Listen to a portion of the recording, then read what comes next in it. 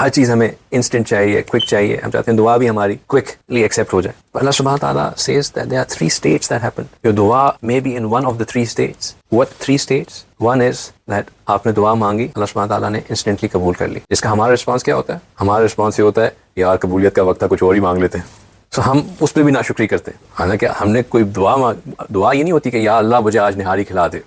ये भी दुआ होती है कि यार आज निहारी खाने का बड़ा दिल चाह रहा है, रात को गए निहारी मिल गई. ये भी दुआ कबूल होने का निशानी हो सकती है. You ask for something and Allah subhanahu wa ta'ala next thing you know it's there for you and then you say यार ये तो कबूलियत का वक्त था, कुछ और ही मांग लेते हैं. The biggest thing that shaitan traps you in, because what's the easiest way of killing your ni'mat is नाशुक्री. उसकी नाशुक्री करो, instantly eroded. And what's the easiest way of ensuring it comes again is you say do shukr of Allah subhanahu wa ta'ala. In shakartum la azidannakum. You do shukr, Allah subhanahu wa ta'ala will definitely give you more.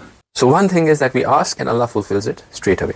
Then the next thing is that we ask a dua and there are certain things that have been written in our taqdeer as an azmaish or as a tribulation or as a calamity for us. And what our duas do is that they act as a shield. As per the taqdeer, that calamity is coming, it's scheduled at that particular time, in particular instant, in particular way, it has to happen. But Allah gave you the tawfiq to make dua, you made dua, and now what happened that it cancelled out that calamity. So बहुत दफ़ा हमारी दुआएं कबूल हमें होती नज़र नहीं आती, but in reality they would have saved us from something which would have gone wrong with us otherwise. And the third thing, if we keep this in mind, it's always very reassuring. वो क्या चीज़ is that when we make dua and it is not accepted and it has not cancelled out any calamity, it means it has reached Allah subhanahu wa ta'ala, and now if Allah is not fulfilling it, it is stored with Allah subhanahu wa ta'ala. On the day of judgment, on Roze Mahshar, when we would stand in front of Allah subhanahu wa ta'ala, our books would be open.